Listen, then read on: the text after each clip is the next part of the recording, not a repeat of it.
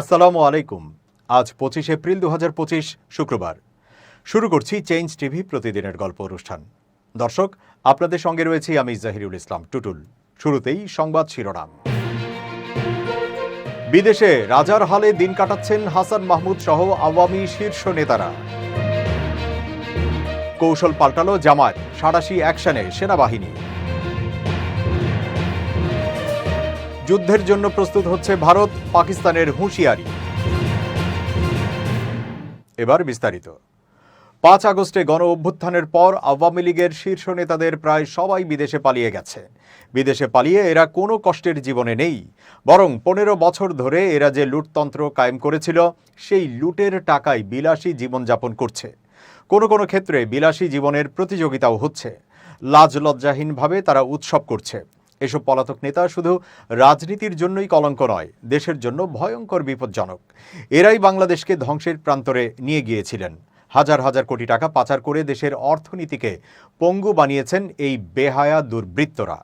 সাবেক পররাষ্ট্রমন্ত্রী হাসান মাহমুদ এখন লন্ডনে অবস্থান করছেন। তিনি লন্ডন, ব্রাসেলস দুই জায়গায় থাকেন।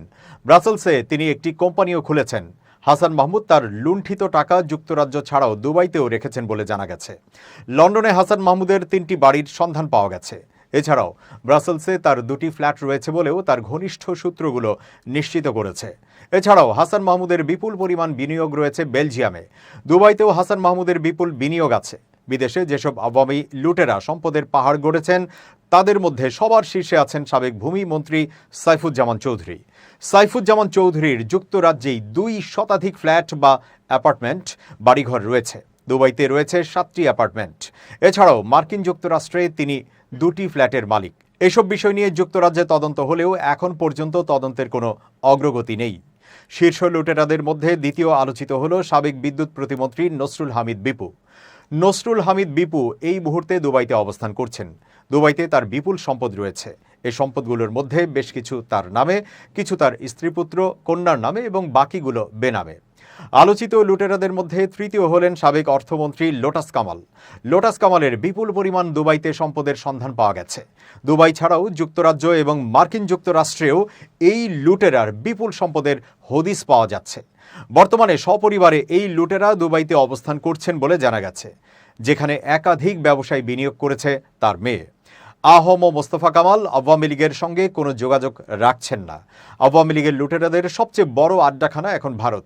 তবে আওয়ামী লীগের লুটেরারা বিলাসবহুল ফ্ল্যাট, বাড়ি ভাড়া নিয়ে আরাম-আয়েশে জীবনযাপন করছেন। কলকাতায় যেসব আওয়ামী লুটেরা বিলাসী জীবনযাপন করছেন তাদের মধ্যে রয়েছেন আওয়ামী লীগের সাধারণ সম্পাদক ওবায়দুল কাদের, সাবেক স্বরাষ্ট্রমন্ত্রী আসাদুজ্জামান খান, সাবেক মন্ত্রী জাহিদ মালেক, সাবেক প্রধানমন্ত্রীর মুখ্য সচিব তোফাজ্জল হোসেন মিয়া, জাহাঙ্গীর কবির নানক, মাহবুবুল আলম হানিফ, আফম বাহাউদ্দিন নাসিম সহ আরও অনেকেই। লুটেরাদের দ্বিতীয় বৃহত্তম অংশ অবস্থান করছেন যুক্তরাজ্যে। 5 আগস্টের পর আওয়ামী লীগের এই দুর্নীতিবাজ লুটেরা পালিয়ে প্রথমে ভারতে যান এবং রহস্যময়ভাবে ভারত থেকে তারা ভিসার সিল সংগ্রহ করতে সক্ষম হন। সেখান থেকে তারা চলে যান যুক্তরাজ্যে। যুক্তরাজ্যে তাদের বাড়িঘর সবই আছে। সাবেক মৎস্য ও প্রাণী সম্পদ মন্ত্রী আব্দুর রহমান আগে থেকেই লন্ডনে বাড়ি কিনে রেখেছিলেন। তার মেয়ে সেখানে বসবাস করেন। পালিয়ে যাওয়ার পর তিনি সেখানে তার লুণ্ঠিত বিপুল পরিমাণ সম্পদ নিয়ে রাজার হালে জীবনযাপন করছেন। আরেক সাবেক মন্ত্রী সম রেজাউল করিম, তিনিও ভারত থেকে যুক্তরাজ্যে যান এবং সেখানেই অবস্থান করছেন। সম রেজাউল করিমেরও লন্ডনে একাধিক বাড়ি রয়েছে।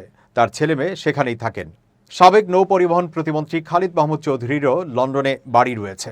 তিনিও 5 আগস্টের পর পালিয়ে ভারতে যান। পরে তিনি সেখান থেকে লন্ডনে চলে যান। সেখানে তিনি স্থায়ীভাবে বসবাস করছেন।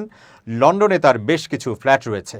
টানা 10 বছর নৌ পরিবহন মন্ত্রী থাকা অবস্থায় তিনি ব্যাপক পরিমাণ দুর্নীতি করেছিলেন। সেই টাকা দিয়ে তিনি এখন রাজার হালে জীবনযাপন করছেন। লন্ডনে তার বেনামি বিনিয়োগ প্রায় 1000 কোটি টাকা। লুটেরা আওয়ামী নেতাদের তৃতীয় ঠিকানা হল সংযুক্ত আরব আমিরাত। দুবাইতে প্রচুর লুটেরা আওয়ামী লীগার এখন মহা সুখে দিন কাটাচ্ছেন। এদের মধ্যে শীর্ষে আছেন নসরুল হামিদ বিপু। নসরুল হামিদ বিপুর সেখানে প্রায় 1000 কোটি টাকার বিনিয়োগ এবং ব্যবসা রয়েছে বলে জানা গেছে। আহম কামালেরও দুবাইতে বিপুল পরিমাণ বিত্ত এবং ব্যবসার সন্ধান পাওয়া গেছে। শামীম ওসমান দুবাইতে ছিলেন। দুবাইতে তার ব্যবসা, বাড়িঘর রয়েছে। তবে বর্তমানে তিনি মার্কিন যুক্তরাষ্ট্রে অবস্থান করছেন বলে একাধিক সূত্র নিশ্চিত করেছে। লুটেরা আওয়ামী লীগের চতুর্থ আবাসস্থল এখন যুক্তরাষ্ট্র। শেখ হাসিনার বিশেষ সহকারী আওয়ামী লীগের বিপ্লব বড়ুয়া এখন যুক্তরাষ্ট্রে। এছাড়াও অন্তত 5 জন সাবেক মন্ত্রী এবং এমপি যুক্তরাষ্ট্রে অবস্থান করছেন। এসব লুটেরার বিদেশে যে বিপুল পরিমাণ অর্থ রয়েছে তা উদ্ধারের জন্য সরকার কী ব্যবস্থা নিচ্ছে সেটি নিয়ে জনমনে ক্রমশ প্রশ্ন দেখা দিয়েছে। এই সম্পদগুলো জনগণের। দ্রুত যদি সম্পদগুলো উদ্ধার না করা হয় তাহলে জুলাই বিপ্লবের প্রত্যাশা নষ্ট হবে। দৈনিক বাংলাদেশ প্রতিদিনের প্রথম পাতার খবর, পাল্টে যাচ্ছে জামাতের কৌশল। প্রতিবেদনে বলা হয়, ত্রয়োদশ জাতীয় সংসদ নির্বাচন সামনে রেখে ভোটের মাঠ চষে বেড়াচ্ছেন বাংলাদেশ জামায়াতে ইসলামীর শীর্ষ পর্যায়ের নেতারা। যোগ্যতা ও গ্রহণযোগ্যতা বিবেচনায় নিয়ে বিভিন্ন আসনে সম্ভাব্য প্রার্থীদের নামও ঘোষণা করেছেন তারা। তবে দলের চিরচরিত ভোটের কৌশল পাল্টে এবার নতুন কৌশল নিয়ে মাঠে নেমেছে জামাত। সংখ্যাগরিষ্ঠ মুসলমানদের পাশাপাশি ধর্মীয় সংখ্যালঘু হিন্দু, বৌদ্ধ, খ্রিস্টান সহ অন্যান্য ধর্মাবলম্বীদের সঙ্গে যোগাযোগ বৃদ্ধি করছে দলটি। আসন ভিত্তিক জেলা, বিভাগ ও কেন্দ্রীয়ভাবে অন্য ধর্মাবলম্বীদের সঙ্গে মতবিনিময় সভা করছেন নেতারা। জামাতে ইসলামীর ব্যানারে আগামী নির্বাচন করার জন্য দলটির পক্ষ থেকে আহ্বানও জানানো হচ্ছে। ভোট ব্যাংক বাড়াতে জামাতের নতুন এই কৌশল ইতিমধ্যে সাড়া জাগিয়েছে। দলটি স্থানীয় পর্যায়ে দলমত, ধর্ম, বর্ণ নির্বিশেষে মানুষের অভাব অভিযোগের সুরাহা করছে। অন্যায়, অত্যাচার, নিপীড়নের শিকার অসহায় মানুষরা ন্যায় বিচার পাওয়ার আশায় ছুটে যাচ্ছে জামাতের নেতাদের কাছে। প্রত্যাশিত সাহায্য সহযোগিতা পেয়ে তাদের অনেকেই ক্রমেই জামায়াত ইসলামের প্রতি সহানুভূতিশীল হয়ে উঠছেন। রাজনৈতিক পর্যবেক্ষকরা বলছেন, ভোটের মাঠে জামাতের সমর্থন অতীতের যে কোনো সময়ের তুলনায় ঊর্ধ্বমুখী। জামাতের শীর্ষ পর্যায়ের নেতাদের সঙ্গে আলাপ আলোচনায় স্পষ্ট যে দলটির মূল লক্ষ্য আগামী জাতীয় সংসদ নির্বাচনে ইতিহাস সৃষ্টি করা। সেজন্য এখন থেকে মানবিক ও সামাজিক কর্মকাণ্ডের মাধ্যমে জনমত তৈরির সর্বোচ্চ চেষ্টা করছে দলটি। সম্ভাব্য প্রার্থীরা নিজ নিজ এলাকায় নানান দলীয় ও সামাজিক কর্মকাণ্ড চালাচ্ছেন। পাশাপাশি হিন্দু, বৌদ্ধ, খ্রিস্টান সহ অন্য ধর্মাবলম্বী ও ক্ষুদ্র নৃগোষ্ঠীর লোকজনের সঙ্গে যোগাযোগ বাড়িয়েছেন দলটির নেতারা। করছেন মতবিনিময় সভা ও সমাবেশ, তাদের বিভিন্ন আচার অনুষ্ঠানে যাচ্ছেন। দেশের চলমান পরিস্থিতিতে আইন শৃঙ্খলা নিয়ন্ত্রণে রাখার লক্ষ্যে দেশব্যাপী পেশাদারিত্বের সঙ্গে কাজ করে চলেছে বাংলাদেশ সেনাবাহিনী।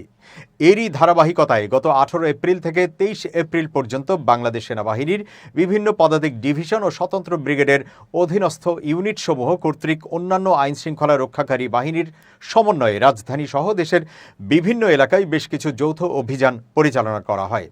এসব যৌথ অভিযানে হত্যা মামলার আসামি, অবৈধ অস্ত্রধারী, তালিকাভুক্ত সন্ত্রাসী, চিহ্নিত দুর্বৃত্ত, চোরা কারবারি, কিশোর গ্যাং সদস্য, মাদক ব্যবসায়ী, মাদকাসক্ত এবং দালাল চক্রের সদস্য সহ মোট 204 জন অপরাধীকে হাতে নাতে গ্রেপ্তার করা হয়।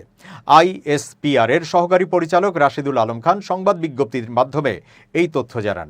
এছাড়াও দেশব্যাপী জনসাধারণের নিরাপত্তা নিশ্চিত করতে সেনাবাহিনী বিভিন্ন এলাকায় টহল ও নিরাপত্তা কার্যক্রম পরিচালনা করছে। শিল্পাঞ্চলে বেতন বোনাস সহ বিভিন্ন দাবি দাওয়া নিয়ে চলমান অস্থিরতা প্রশমনে গার্মেন্টস মালিক ও শ্রমিকদের সঙ্গে গঠনমূলক মতবিনিময় ও সমঝোতা করে সেনাবাহিনী। পাশাপাশি চলমান এসএসসি ও সমমান পরীক্ষার বিভিন্ন কেন্দ্রের নিরাপত্তা নিশ্চিত করতে দেশব্যাপী টহল কার্যক্রম পরিচালনা করছে বাংলাদেশ সেনাবাহিনী। দেশের সার্বিক আইনশৃঙ্খলা পরিস্থিতি স্বাভাবিক রাখতে বাংলাদেশ সেনাবাহিনী কর্তৃক এই ধরনের অভিযান অব্যাহত রয়েছে। সাধারণ জনগণকে যে কোনো সন্দেহজনক কার্যকলাপের বিষয়ে নিকটস্থ সেনা ক্যাম্পে তথ্য প্রদান করার জন্য অনুরোধ জানানো হচ্ছে। এবার ভারত পাকিস্তান যুদ্ধাবস্থার খবর। কাশ্মীরের পেহেলগামে সম্প্রতি ঘটে যাওয়া ভয়াবহ হামলায় 26 জন নিরীহ মানুষ নিহত হয়।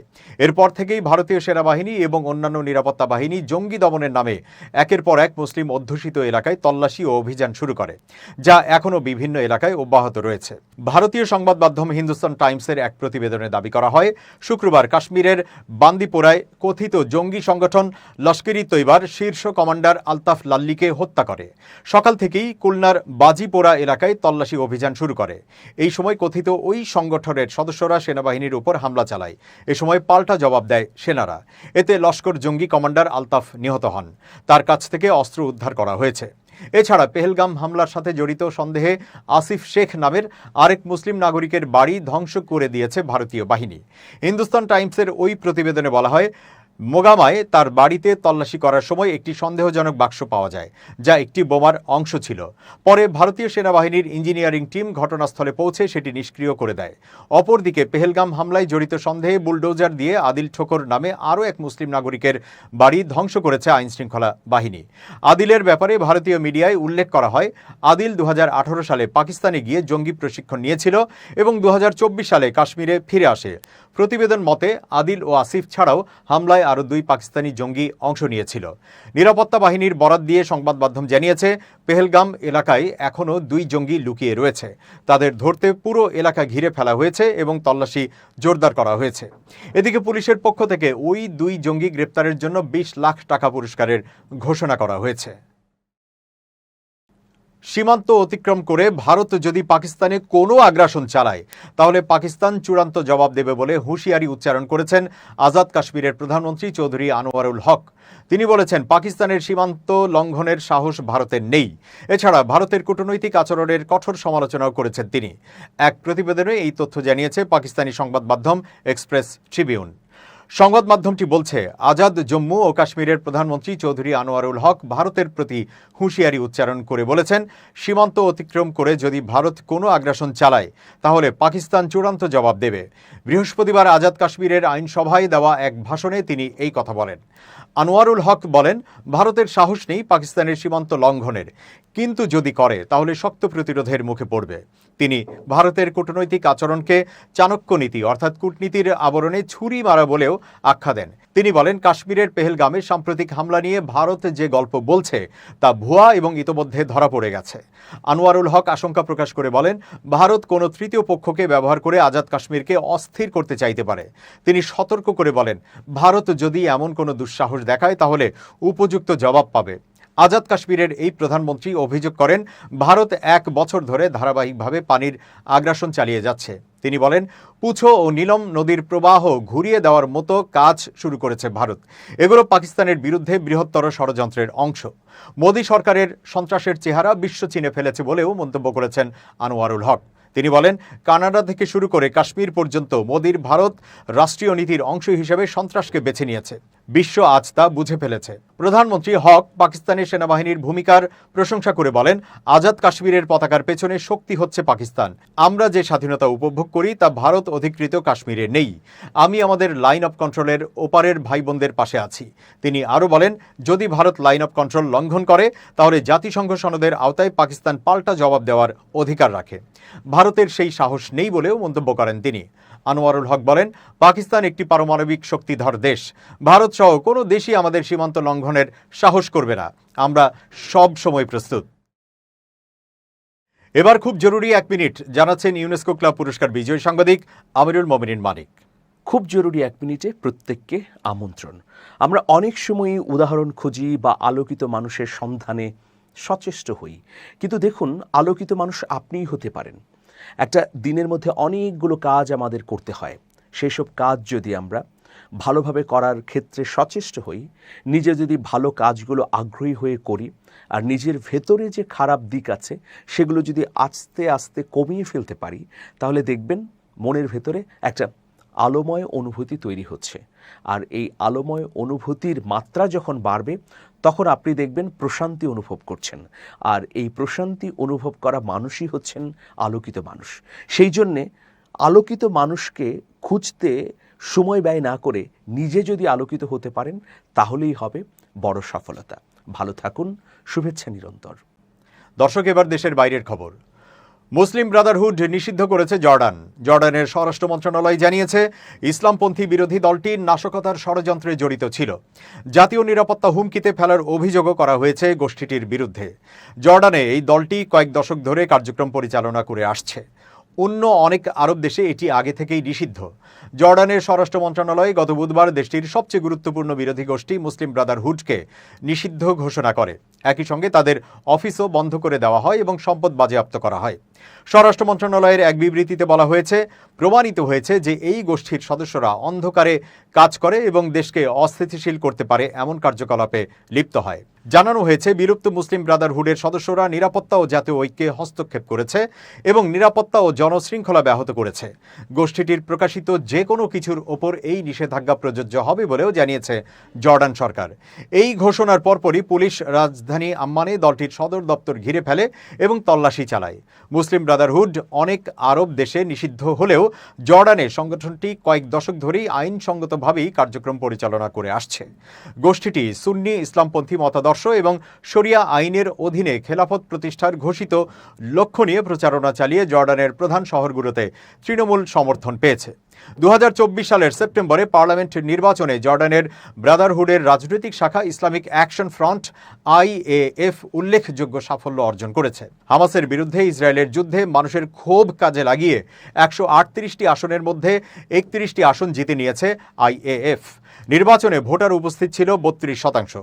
ভোটের ফল প্রকাশের পর IAF নেতা ওয়ায়েল আল সাক্কা বলেছিলেন, জর্ডানের জনগণ আমাদের ভোট দিয়ে আমাদের উপর আস্থা রেখেছে।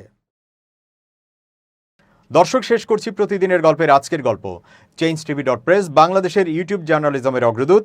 ভিজিট করুন এর ওয়েবসাইট www.changetv.press, youtube.com/changetvpress এবং সাবস্ক্রাইব করুন চ্যানেলটি। নিয়মিত লাইক, কমেন্ট ও শেয়ার করে আপডেট রাখুন নিজেকে। ভালো থাকুন, নিরাপদে থাকুন। শুভেচ্ছা নিরন্তর।